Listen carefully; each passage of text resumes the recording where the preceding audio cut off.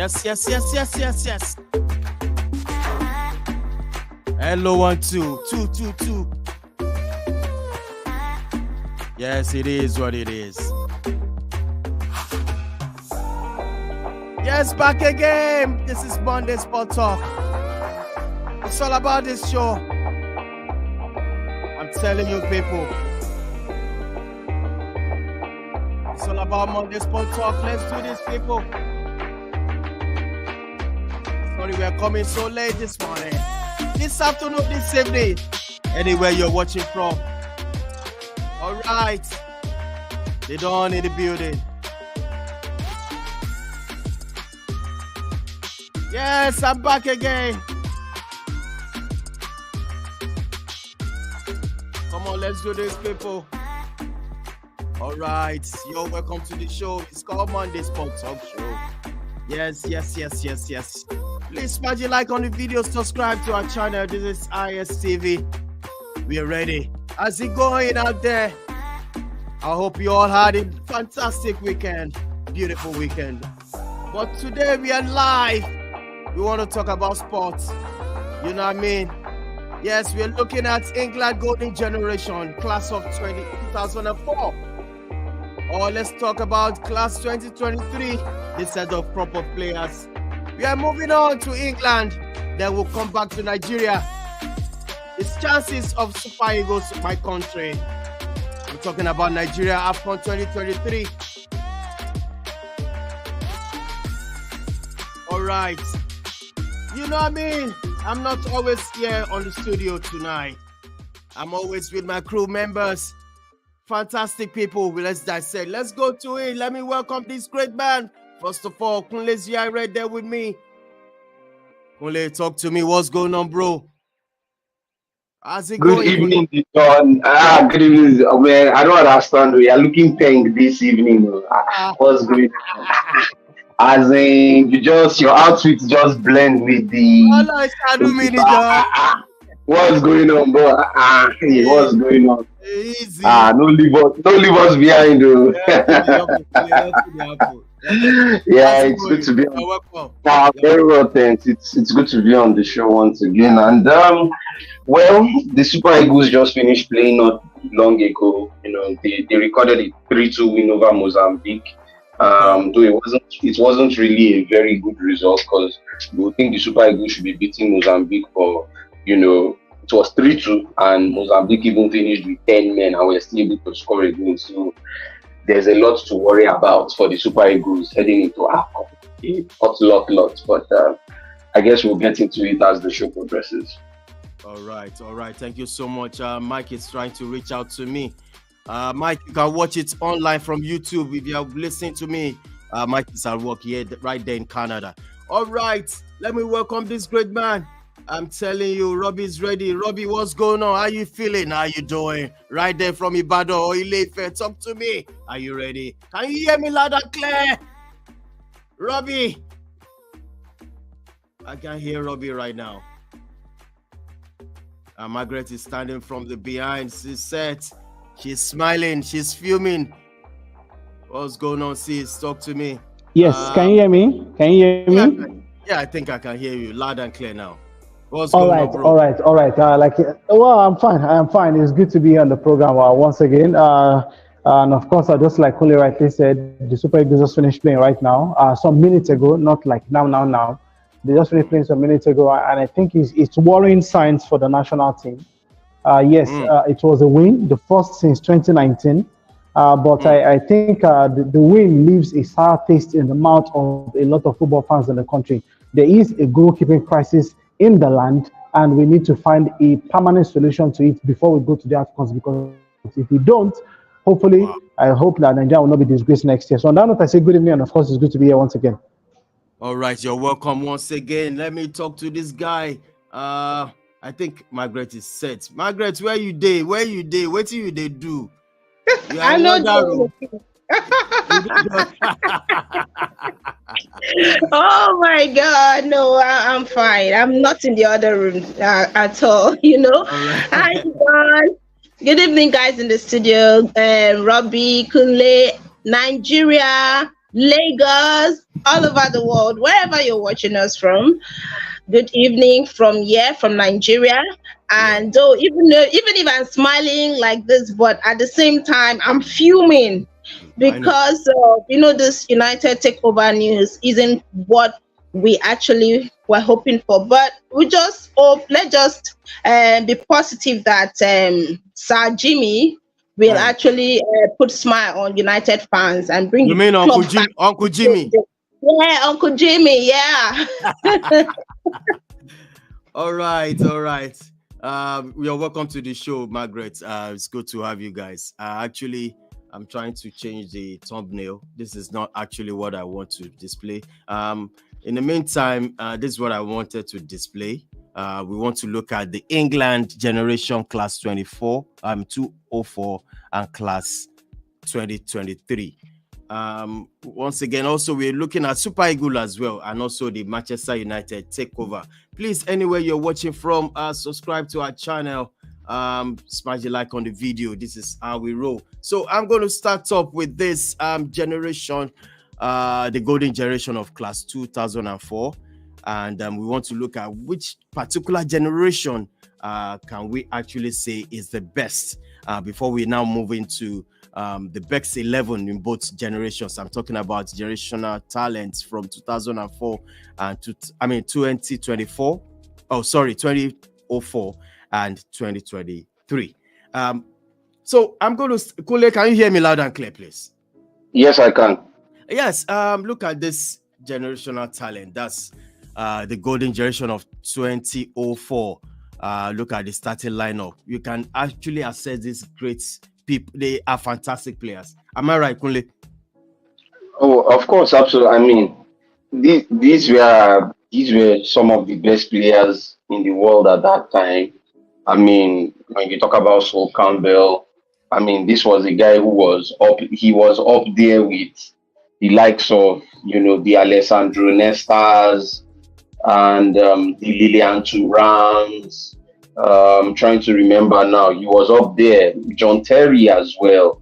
I mean, then you look at Michael Owen, one of the hottest strikers in the world that time with Liverpool, banging in those goals, which made Real Madrid come for him in that 2004. Then I mean, we don't even need to go and start talking about Frank Lampard, Steven Gerrard, David Beckham. I mean, that was just quality. Then you look at Gary Neville over there, who then was arguably the best right back in the world. And on the opposite side was Ashley Cole, who was having a ball with Arsenal and eventually went to Chelsea, and his career moved up a notch. So yeah, this is without doubt the golden generation of England, because these were players. I mean, these are players that we still talk about till today, and a majority of them we still see their faces because a good number of them have gone into management. Talk about Steven Gerrard, who is a manager. Frank Lampard has gone into management. David Beckham owns a club. John Terry has been assistant manager. Even Ashley Cole has been an assistant manager. So all of them they've all gone to do greater things now. And I think that goes to it also, that also pays credence to the quality they have, because it means that even after retirement, they still reckon with them because of that name, because of what they did during their playing career. So they will still be highly sought after because of what they did. So without a doubt, this was truly the golden generation of England. All right, Kunle, I'm going to give you a quiz. Can you name all these players? All these 11. Did I name all of them? Of course. Why not? Starting from that number, just 11. Where is the From person? number 11. Okay, that is Frank Lampard, Michael Owen, all right, Wayne Rooney, David James, John Terry, Sol Campbell. Then starting from the number 4 on the second row is Steven Gerrard, David Beckham, Paul Scholes, Gary Neville, and Ashley Cole. Fantastic. That's it. I want to call on Robbie as well to look at this this golden generation of 2023, and is there anything inside that you believe this generation of 2023 is even more better? Can we say it's more better than 2004? Or Well, how will you rate this one?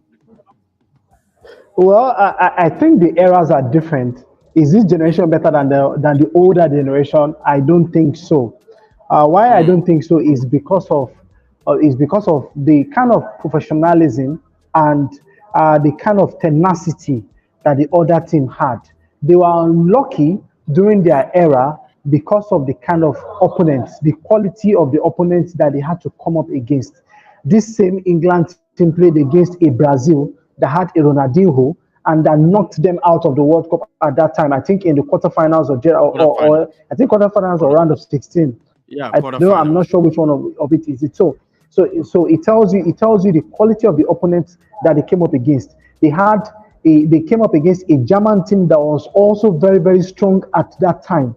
And if you begin to look at it, they also had a French team that had the likes of Zinedine Zidane, they had the likes of Lilian Thuram, and so on and so forth, that were also very, very strong during their time compared to now.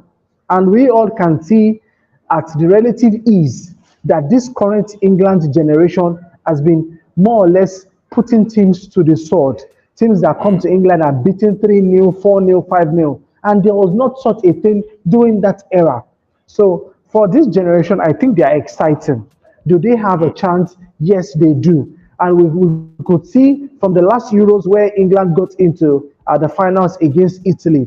I think I think that they were unlucky in the penalties that they lost. So for looking at both generations, I think they are exciting generations talking about England so far. But if I'm to roll with any generation, I think I will go for the older generation because if the older generation are to play currently right now, I think they stand a better chance and a stronger chance of winning a national team title. Yeah, thank you so much. Margaret, with these two generations, the class of 2023 and also the class of 204, which generation do you think is more better? Or you can actually say, yes, they have a pure talent and they can strive in all their positions. Which generation do you think? Okay, first of all, I saw the headline Golden Generation. If I want to go to that 2004 and the current one, what makes them golden? They are not golden in any way. Then if we want to talk about being golden, what have they won? Then let's go back to 1966. That is, if we're to term any generation golden, that is actually England's only golden generation up till now. Unless maybe this present in 2003, 2023 will win, maybe do well in Germany or do well in the next World Cup and win. Then we can actually say this particular team, 2023, they are the set of golden generation. And now back to your question, 2004 and 2023. Yeah. But I would say 2004 were actually the best. Wow. They had they had the best individual, they had the best squad. Come on, when you look at them compared to I don't think any of this present squad would make that 2004 squad at the team. I don't think so. Maybe unless Pickford would actually make way for, maybe unless Pickford will come in for David James then. But for now, I don't think any of this present squad can make up that 2004. When you look at their front, they had the likes of Rooney. He was just in his prime. He was hot as at that time. He just came in and he was just stopping defenders. And then Michael Owen, oh my God, we saw what he did. Even though Michael Owen was, he wasn't that in his best compared to, is it 2000 either 1996 or 2002 or so.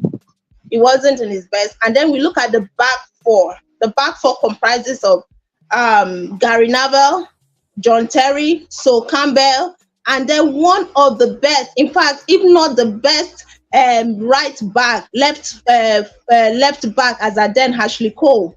Come on, you look at the midfield. They had the likes of David Beckham. They had the likes of Frank Lampard. You saw the likes of Stephen J. Oh my, Stephen G. Yeah. And then so many of these guys. And then if you look at as a dead, fine, this period we saw this present generation playing, scoring goals, scoring against opponents. But as a dead, let's look at the teams. The national teams there were actually not. They were very. I don't know how to put it. The national team there. I mean, should I say there were more competitive? There were more competitions. You look at the likes of Brazil as a dead. They were strong. They were strong force. Yeah. You look at the likes of Argentina, strong force. Germany, and then so many of this, even Turkey. So it wasn't easy for you to compete with those nations. Compared to now, the likes of Brazil are not really there. You can't just give Brazil a smaller team. They can't score. They can't even win. Not to talk of scoring those teams up to 3-4 goals.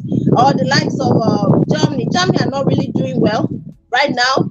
Turkey, the same Turkey, they are not really doing well. So it gives this current crop of England squad their chance for them to actually reign, for them to actually do good. But in terms of picking between those two, I would go for the team of 2004. Thank you. All right. Moving on to this, I actually want to share my screen. Let's quickly pick the best the best 11 in two of this golden generation. Let's do it. Let's go for it. Kole, are you still there? Yes, sir.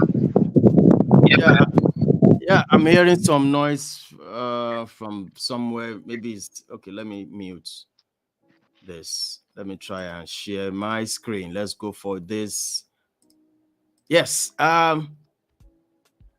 In goal, which goalkeeper do you think among the two of the generations?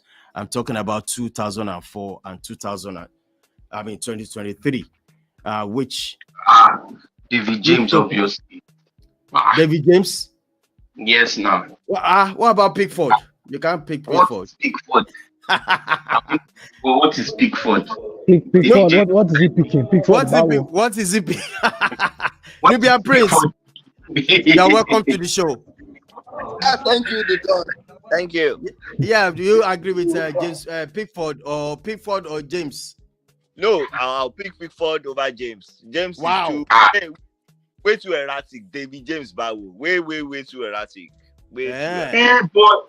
But being erratic is not. But being erratic, if a goalkeeper is, it's actually one of those things that actually even help teams, because in that era, we had a lot of goalkeepers that you look at people like Gianluigi Buffon.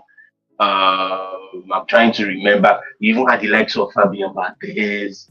Even Oliver Kahn. Those guys were erratic. There was. Even Dida of Brazil was erratic. I mean, like. But that was super erratic. How many years did this play at Manchester United? Person when you talk about for a good number of years, and if I am not mistaken, he won. He was the goalkeeper at the Euro 2000. Was it even the goalkeeper at France '98? If I'm not mistaken. Yes, so he won the goalkeeper at France '98 that collided to Ronaldo. He was the goalkeeper at France '98. Time in Manchester United, he had a good stint at Madrid. So, let me ask Margaret. Margaret, do we go for James or Pickford? Pickford and more. Yes, if you look at James might have won. Yes, James has won with Liverpool. He has won with Portsmouth, the FA Cup. He has played some top clubs like that. But if you look at the winning percentage and then the number of errors that he has committed compared to Pickford, I think you want to pick Pickford over James. All right, this is what I'm going. This is my judgment.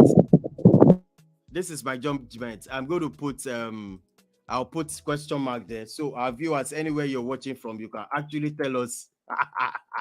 You can actually tell us exactly what we should do in this one. We'll be counting how many votes we are going to have on this goalkeeping. We have Pickford or James, but our ISTV we have 2-2. Nubian Prince and Margaret pick Pickford, and also Kunle and Robbie. They share the same thing. They said it's absolutely James. So moving on. So on the left back, Kunle, I'm going to start with you. No doubt about it. You are going to say Ashley. Am I right? It doesn't even need a debate. I mean, who is even England's current left back, please? Luke Is Shaw. it Ben? Is it Okay, Luke Shaw. Luke Shaw. Okay, even if you want to pick whether Luke Shaw or Ben Chilwell. Ben Chilwell. I don't think. Yeah, no. Forget it. It's those guys. Their level wasn't anything close to. Yeah, not at all. So we are putting Ashley. Moving on to the right back, we have Walker and Gary Neville. Margaret. Okay. Don't be biased. Don't tell me say we you. No. Now anybody will say no. It's Gary Neville. I don't have to be a United fan to choose Gary Neville. Robbie, do you agree? Nubia Prince, do you agree? Neville. For me, Kyle Walker every day on Sunday. Kyle Walker Gary Neville call Gary Shovel on it. Put Kyle Walker there, John. Gary Neville Bawo. Who's Gary Neville?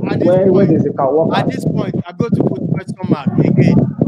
I'm going to put question mark on this one. So it's going to be like at this point, I'm going to ask the viewers to absolutely check it out. So we're going to count our votes on this. So we put question mark. Is it Kyle Walker or Gary Neville? And you people, any respect for Agbalagba? All right, the two center back. We have John Terry, so Campbell compared to Harry Maguire and John Stones. So I'm going to start with you, Nubian Prince. Your two center back. John Terry and Sol Campbell, please. Straight up. All right. What about Kunle? If you say Maguire now. I wouldn't say Harry Maguire. I think I would have to go with John Terry and Sol Campbell as well, because I'm trying to see where I could actually fit in John Stones, because John Stones is actually he's actually a very fine defender. Yeah. He maybe doesn't get enough plaudits. Maybe because the defending of today has changed. The likes of Terry or Campbell were those hard tackling defenders. John Stones is not a hard tackling defender, but when it comes to reading the game very well, I think he is a notch above any England defender. But I think I would still pick Sol Campbell and John Terry. John Terry. I'm sure, Robbie, you agree with this, and Margaret. Yes, I do. Yes. Yes, I do. Yes, I do. All right, let's move on to this particular midfielders. We have the likes of. Let me check. Also, I have someone is showing. Okay, I think Shaya is also. Kyle Walker is clear of Gary Neville. All right. Thank you, Jare Shaya. Even Trippier is clear of Gary Neville. And guys, have respect on elders. You don't have any Gary Neville. Wow. Well, I believe up that one to the viewers. So let's move on to the midfield. Well, which players do you think will fill this position? I'm going to start with you, Robbie. We have Declan Rice to let me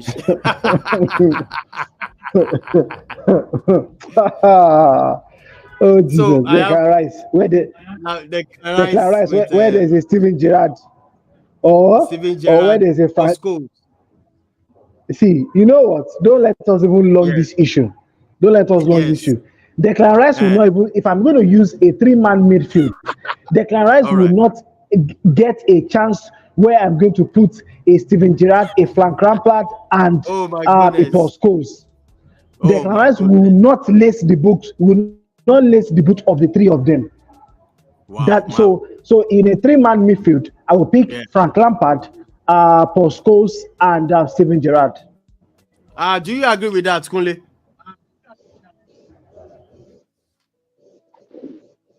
100%. 100%. Yeah, I think Declan Rice, it's not to take anything from Declan Rice, but you need to understand that one of the things that really gave these guys, one of the things that gave these guys the edge is that they had that longevity. Absolutely. And this, Declan Rice career hasn't even gotten to the halfway point of where these guys reached, even with the national team. So I can clearly understand. But then I can maybe make a case for him by maybe removing one person. I can make a case for Declan Rice by removing by removing Paul Scholes. And why did I remove Paul Scholes? Yes. Really? Why? No, come on. Wait now. That should be not allowing you to take Clay Road. Let me read Let me give my reason. Hold on. Yeah. Let me give a reason. Let me read the comment from Sheye, who is watching us. It says Declan Rice should make a three-man midfield. That's his own. Yes. Now, this why I want to tell me the reason why Declan Rice should be there. Now, the reason why I would try. Why the reason why I would try is because Paul Scholes, after this 2004, Paul Scholes did not play for England again. He retired. They were trying to bring him back, but he never did. And I feel that because he decided not to go on playing with England, we probably didn't get to see more of him. You understand? I mean, this was a guy who, even after he retired from Manchester United, he came back and he dazzled. Even when he came back from retirement the second time, Manchester United, I think England were trying to approach him. He said no. So I feel because Scholes did not go beyond 2004 with England, maybe we didn't get to see enough of him. At least we still got to see the likes of Lampard, Gerrard, up to like 2014. That was like 10 more years, and we saw them at there. But we didn't really get to see more of Paul Scholes. So because of that, maybe I can slot in Declan Rice in between Lampard.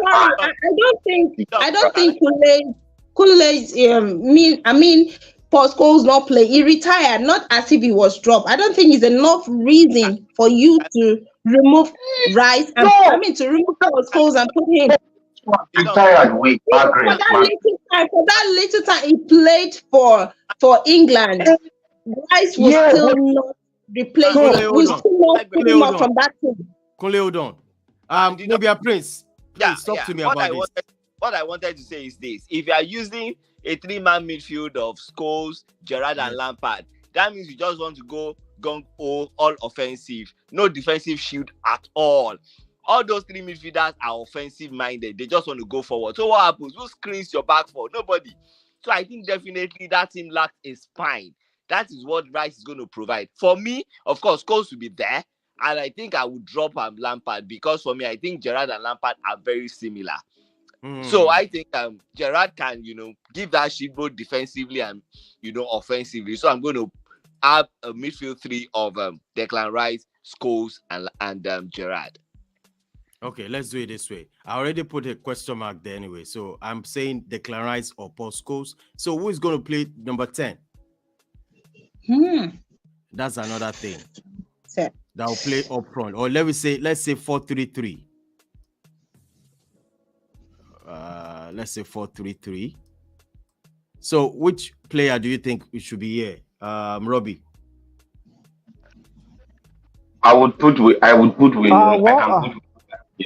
Wayne Rooney. Yes. Yes, I'll put Wayne Rooney there. Yeah. Rooney. Okay. All last now go to vex now. Say Kini gone. Am I right?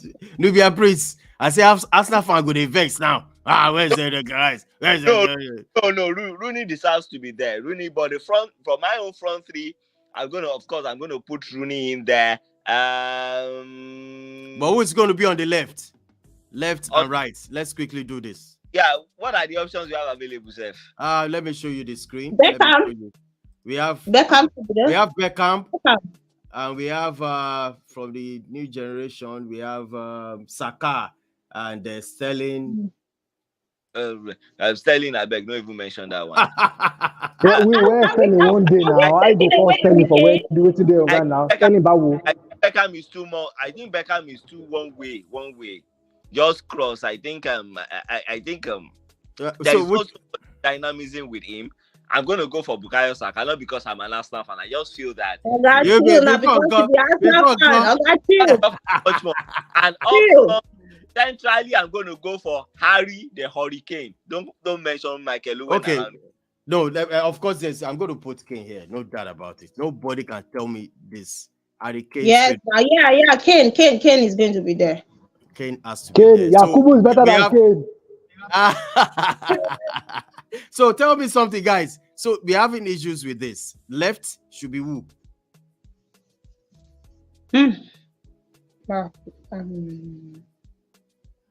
Kunle, talk to me, Kunle. We're having a problem with the left side and the right, right. Kunle, can you hear me? I think I lost Kunle there. I'm here, the Don. Yeah, talk to me about left and right. Okay. Please, what are the options? What are the options you have? We have Bukayo Saka and Beckham. We also have Sterling. No. Okay. I think we can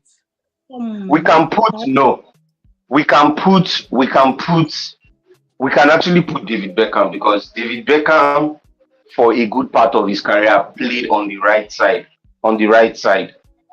Although that was on maybe on the right side of a 4-4-2, not a 4-3-3 per se. But I think we can put him here, because I think it will actually be even wrong to remove David Beckham out of this. So I think Beckham can. Yes, I think we can put Beckham, and then maybe we can accommodate Saka. King of free kick. He can't remove him. Beckham can't. Yeah. So I think maybe David Beckham. Beckham on the left, Saka on the left. Yeah, Saka. I have a question. No, Saka doesn't play this position. No, this left. Saka started out on the left before he ventured to the right. Don't forget, Saka started as a left back before he now moved up front. Nubian Prince. Yes, now. Yes. I think I agree. But for me, I'll pick Rashford. No. If you put Rashford, you might not get the best out of it, because you know, I can explain that when a left footer faces a right back, you know. Even Rashford will not near this team. Rashford will come. I'll put on the right. Dr. Rashford, man. I don't mind Robbie, Dr. Marcus, Anima Shang, Uluwadamilola Rashford. You don't understand. Right. He's a doctor. Did he work for the doctorate? Have we forgotten a certain I don't know, Joko? Where we will put it? I know people should not come for me, especially Robbie. Joe. I beg. Face your work. Joko. No, Joko. Yes, Margaret actually makes a point on Joko. Joko. Yeah, but I think the problem with Joko we can't put a Joko in this team, because it was not part of that golden generation that we're talking about. So except we are busy looking for job right now. He was part of that squad. In the lineup. Lineup for today? Is in the lineup for today, Margaret? That is what I am asking. Margaret, for today, let's say. For today, is that okay? So I'm having issue with this. So I'm expecting our viewers to drop their comment. The issue of goalkeeper, we have Pickford and James. And on the right back, Uzo is available. so on the right back, we are looking at Kyle Walker or Gary Neville. And that's the only problem. Then Declan Rice or Paul Scholes.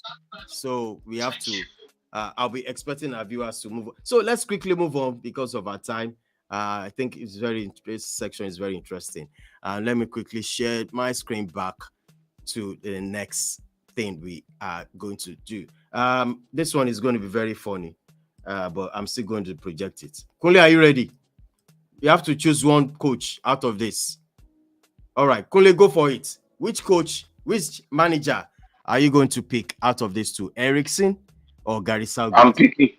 I'm picking Gareth Southgate straight up. Nubian Prince, talk to me.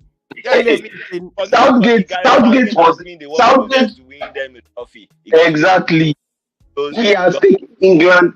Southgate has taken England to where other managers since 2004 could not take England to.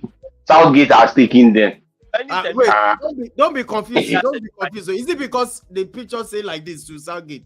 That's why you're picking Southgate. No. Final now. Everything get to a semi-final. His highest ceiling was quarter-final. So, how do you judge a coach by? Ericsson was the one in charge. Ericsson was the one in charge of this golden generation, and he couldn't even take them far in the World Cup. Robbie, do you agree? Robbie. No. This one is not I'm going with Southgate. Ericsson. Are we talking about a phone?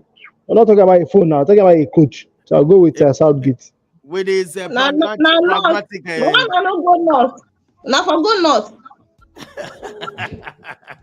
Margaret, which coach are you? Which manager are you going to go with Ericsson. Southgate is just lucky with this team. He's lucky. That is all. Wow. Give Southgate another team. You will see that it will do woefully. The man someone that cannot drop players is going with loyalty. Any player, if you are not playing well, he doesn't care. Fear God now. It's not a matter. Yes, he tried in his own, but come on, you cannot. When you put those two, they are pedigree. Steven Eric's pedigree speak for him. Fine, he may not have won something really tight. Same with Southgate. What has Southgate won? He got to Euro 20. They got to Euro 2020. They had the chance to win Italy. Did he win? No. He got to World Cup and were beaten by Belgium. And you're telling me that they were beaten by Belgium in semi-final. Did he win? He didn't win. So I don't know why people are putting him. He's just lucky. He's just lucky. England have this current squad. They have good set of players, exciting players that plays. He's just been lucky. Give him our super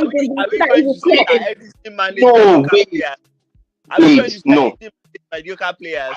And besides, that's what I'm saying. Like that was the golden generation. And don't forget. Let's not forget. Wait, just give a minute, Nubian Press. Just looking at it. Don't forget, apart from this squad of 2000, there were other players. There were players like Owen Hargreaves. There were players like Michael Carrick. Yes, as of 2004, Carrick was playing in West Ham or there was Emily Eski. There was also Eski as well. There was Emily Eski. There was Jamie Defoe. You understand, Jermaine? So there were abundance of options at Ericsson's disposal, even away from this. What did he do with it?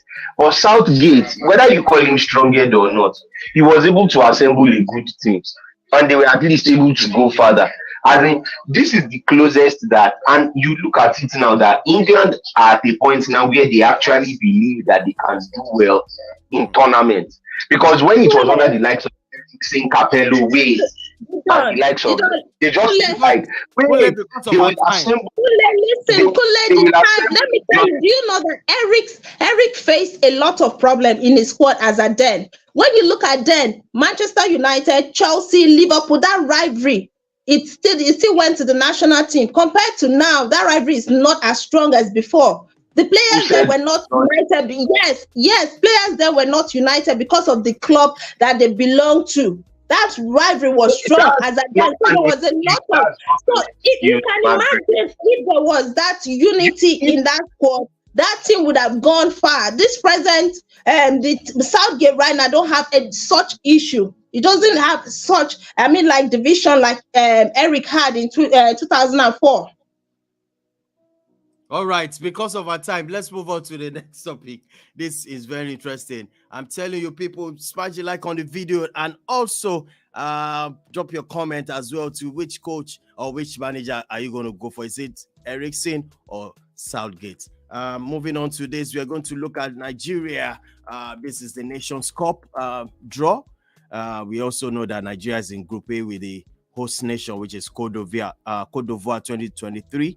And Equatorial Guinea, and also Guinea-Bissau. We want to talk about chances of Nigeria moving, to maybe, can we say quarterfinal right now or the next round? What are the chances of the Super Eagles? I'm going to start off with you, Robbie, once again. I think we had this on Friday, but we want to actually dissect it, like which team, because I actually put this Super Eagles squad. Could this squad take us far?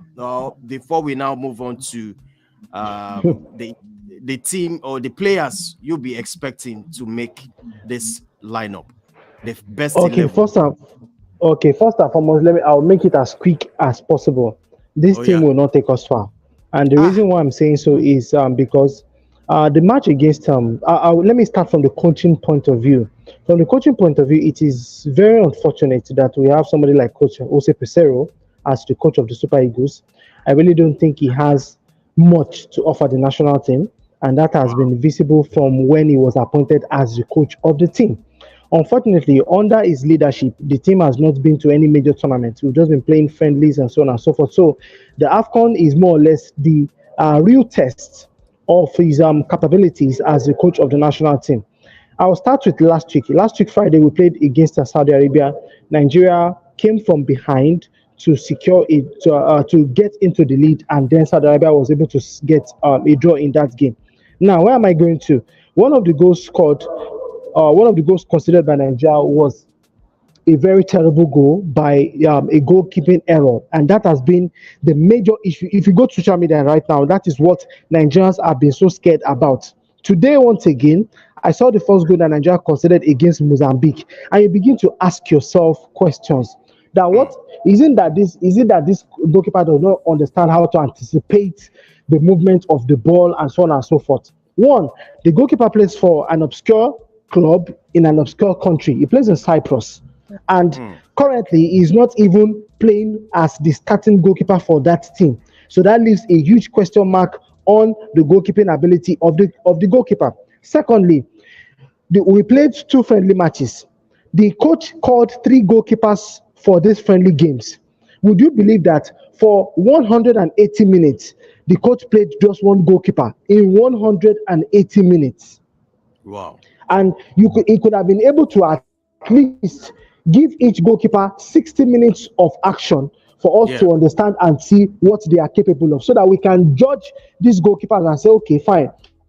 Over 2 friendly games, these are the capabilities or these are the rankings of this goalkeeper. But no, the coach did not do that. He played 1 goalkeeper in 180 minutes. So where does that leave the remaining 2 goalkeepers?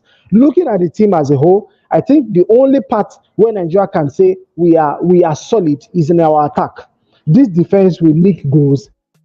Even if the defense does not leak goals, this goalkeeper would more or less do what we call errors leading up to goals, which United fans have complained over a very, very long time. So for Nigeria, the chances at the AFCON at the best would more or less be as far as the quarterfinals.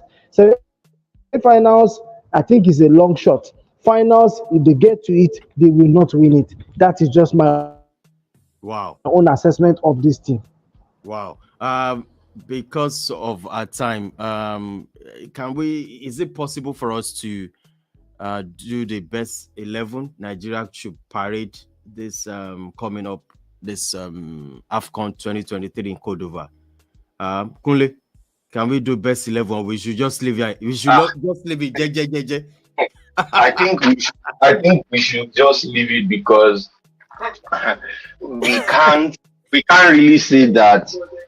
We can't really say Pesero has a team Wow. going to the, I mean, this goalkeeper. Why are you saying he doesn't have a team? I mean, there are some players that. Why are you saying that? No, I feel no.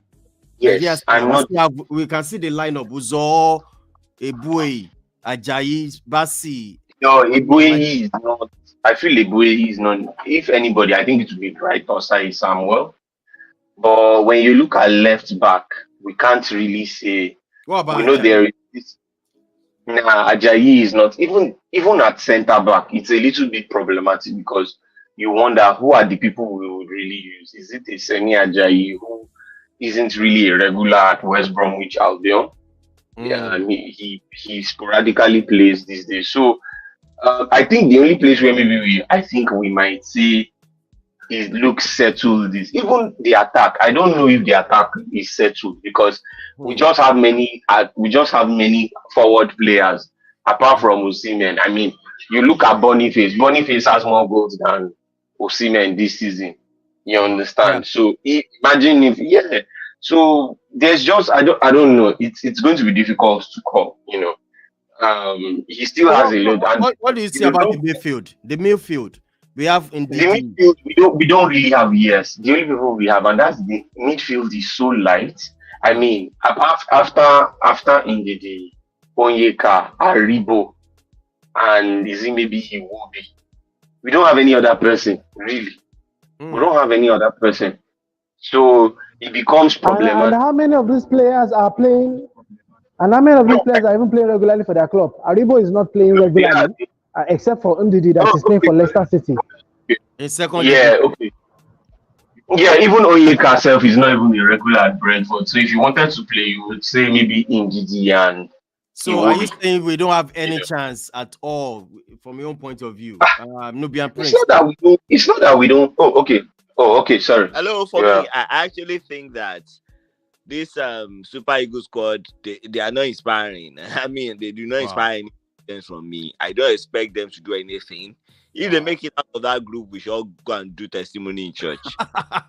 The team is horrible. The only thing we have good, going forward. We have good. It looks like we have good front line, but defensively we are bad. We are extremely bad. Yes, indeed, it looks like it's getting his shape back. But again, if in the absence of it, who can we call upon? What if gets injured? Do we have a backup DM? You see our defense an entire waste from Calvin Bassey to whoever is an entire waste. You see that goalkeeper? I always say it everywhere. Sheye can attest to it. Put all of our goalkeepers, put them together. They don't reach all of them. So I mean, how do you win a tournament how you do win a tournament with that kind of ramshackle squad? Then who do we pick for this goalkeeper? If we don't have goalkeepers. Now which goalkeeper? Robbie. Follow Shaw. Oh my God. You're asking me for a goalkeeper. Well, as it is, there is this current debate on social media as well. In fact, I think there's an ongoing space as regards the goalkeeping crisis in the country. And there has been two major divides right now in terms of those who want the NPFL goalkeepers to be given a chance. I can name 4 good goalkeepers in the league right now that everyone believes that should be given a chance. There is a Christian Unwosu, that is the goalkeeper for Sporting Lagos. He has kept 3 clean sheets so far for Sporting Lagos. Sporting Lagos have not been defeated and they have not considered a goal in 3 games so far in the NPFL. There is a Darlington Ovunda. Darlington Ovunda is the goalkeeper for Shooting Stars right here in Ibadan. There is the goalkeeper for Bendel Insurance. I am trying to get his name as it is. There's also the goalkeeper for Remo Stars, that is Kayode Bankole. Those are the 4 top goalkeepers right now in the country that everyone are asking that at least the coach of Super Eagles should give them a chance to show what they can do, or more or less give those at the national team a run for their money. Because right now as it is, if I'm going to stick my neck out for any goalkeeper at the national team, I will stick with the Adeleke guy, that is the goalkeeper from Israel, that is a solid goalkeeper for his team right there in Israel, and he has been playing week in, week out for his team. Like I said, once again, Francis Uzor is not a regular at his club. Pretty boy Okoye is also not a regular for Udinese. He is a second choice goalkeeper for Udinese. So that is currently the issues we're having right now in the country as touching the goalkeeping setup at the national team. Well, so all in all, we should follow on shortly at the end of the day, right? Oh my goodness. Well, the Don, please let me quickly chip in something about this Super Eagles. I just feel that the way it is for now, let's not just look at the final, let's not look at quarterfinal, let's look at each game as it comes at a time, one game at a time. Let's see they play the first game and let them win, then we can now think about the second game. But right now, if we keep putting pressure on this team, they want final, you give them targets final, it actually put pressure on them. Let's just support them as it comes per game. All right. Let's move on to the last topic before we wrap up the show. Please smash the like on the video, subscribe to our channel, and also share this video. This is another way to help the channel to grow. So, moving on to this is going to be the takeover of Manchester United. Sir Jim Ratcliffe will pay 1.3 billion pounds for 25% of Manchester United after Qatari business Sheikh withdrew from the bidding process. I'm going to start with you, Margaret. You said this before, when you came into the show, you may mention you are fuming, you don't like it. It seems Uncle Jim is taking over 25% of Manchester United. What's your take on this, Margaret? Uncle Jim is taking over just 25%. I know that in the future, he might likely want to take over. He might likely want to have complete control. But right now, we are going with the rest of United. I am going with the rest of United fan because I actually do not know about the others, especially you, Didon. I don't know. We want the Glazers out completely. Anything to take those people out, it is actually what we wanted.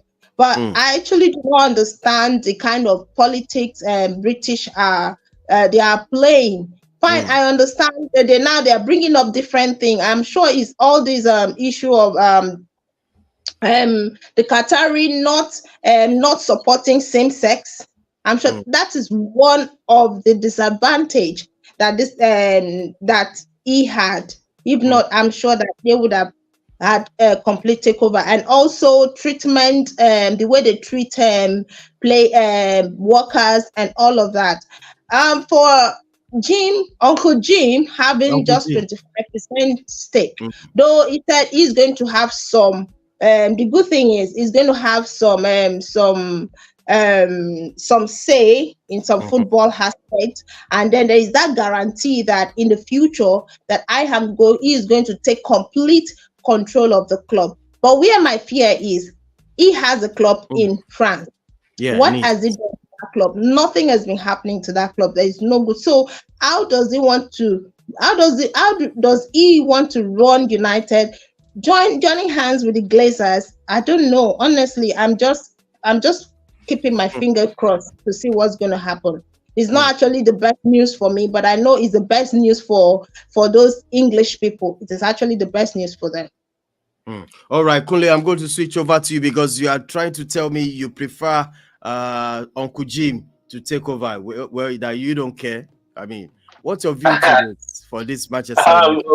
Well, it's not that maybe I am in support of Ratcliffe taking over, but I think Uncle Ratcliffe, Uncle G. But I think it was inevitable that he was going to be the one to take over. You see, look, it's one thing for fans to have a desire of what they want, but the truth is, these people who run the business of the club are the ones who would have the say at the end of the day. And the way I look at it, I probably even look at it that maybe there is even some outside influence beyond the Glazers. Now, I have this belief that Manchester United is a traditional club in England, right? Yeah. It's one of the clubs that if you take them out of English football, I think English football is as good as dead. And so I have this feeling that, in order to like kind of preserve that British European heritage thing, because we know that they really hold on to past traditions, right? I think the thought of losing a traditional English club to Arab owners it might be a line that they don't want to draw. Now you can say Manchester City has been taken over by the UAE, but the United Arab Emirates, but Manchester City is not a traditional English club. Newcastle is even more traditional, but you look at it that it took years, because you look at it that even Newcastle's takeover was not so straightforward. It took years upon years before these Saudis could take it over. So now imagine if the Qataris actually do this. Trust me, they are going to face more scrutiny that will frustrate us. I'm not joking. So even if these Qataris are going to take over the club, trust me, the scrutiny that will be on them before completing the papers will be maybe 3 times what we faced with Newcastle. But you see, because it is Radcliffe, the takeover process will be so straightforward. And like they said, and like the way they've said, that's what, and look at the idea, give him 25%. Now, the Qataris were not willing to take something like that. That's why I felt that the Qataris, for me, I feel maybe they were just being over ambitious. Because you think you have the money 100%. The Glazers, as I understand, want to have a small stake in the club eventually, right? But you now want to take them out of the picture entirely, and you think they will agree. So I felt that maybe the Qataris too should have maybe played the Radcliffe kind of game. Okay, maybe let's all start at 25, or let's start at maybe 40 or something. And then, but they were just all, because you think you have, no. You have to make concessions. This is business. It's not about emotions and all. We're talking about the most profitable, one of the most profitable and valuable sports brands in the world.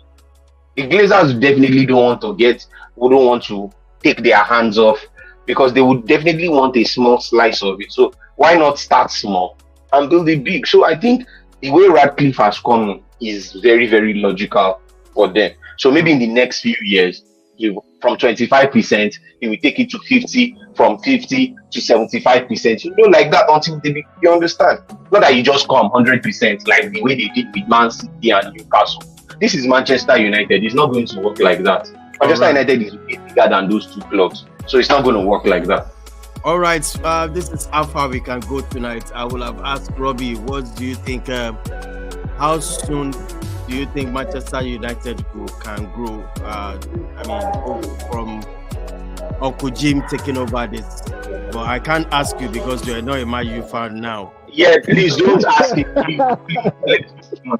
Please, thank you. I don't know. I don't know whether you want to take something before we move quickly. Just 2 minutes. I think as it is, I would agree with Kole a little bit, but my only grouse is that you coming out to say that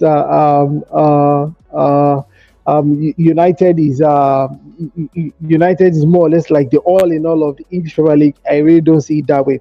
But so far so good. I think the card that Jimmy Radcliffe has played is a good one. Hopefully, the tide will turn in the favor of United in the nearest future. All right. Please smash the like on the video. What do you think about Uncle Jim? I call it Uncle Jim taking over Manchester United. Please drop your comment. How do you feel? Do you think Manchester United can go back to the old glory? I mean, there's so many things to be done in that club. I mean, I don't know what they don't. Uncle Jim they don't bring in. I just want to point something out. Jim Radcliffe is the richest man in the United Kingdom. Let people actually know that he is the richest man in the United Kingdom. He's the richest. Just for you to know, the money they in hand. All right, please. I want to say thank you to everybody. Margaret, thank you for showing us on this one. This weekend coming up, our football will be back. Thank you for Yeah. having me today. Good night. All right. Thank you so much. Robbie, thank you for showing up on this Thank one. you so much. Thank you so much. All right. No be afraid. One love, bro. Thanks to Don. I appreciate it. All right, man. Kule, thank you so much on this one. Fantastic. Always a pleasure, they done. Thanks a lot. All right, people. Smash the like on the video. This is how far we can go tonight. Please subscribe to our channel, share this video, and so many things coming up this week. We're gonna do on Thursday. There'll be a fantastic Premier League, and also on Friday. You know, the football is back. Enough of this international break. I don't really like it, but it is what it is. So on Friday we'll be here loaded, and also I'll be doing my because of Manchester United, and also ongoing. I'm telling you, the football jogging challenge is still ongoing. It has been shifted to November 5th. So if you're still waiting, so you can actually join us. Just 1 minute video of you jogging a ball, just 1 minute. Then count how many times you juggle the ball. 1 minute. It's 200,000 naira. Please join us. Wait. Challenge. Just for so that being said, I would like the video. So the final this one. Same time Friday. All of people. Bye for now.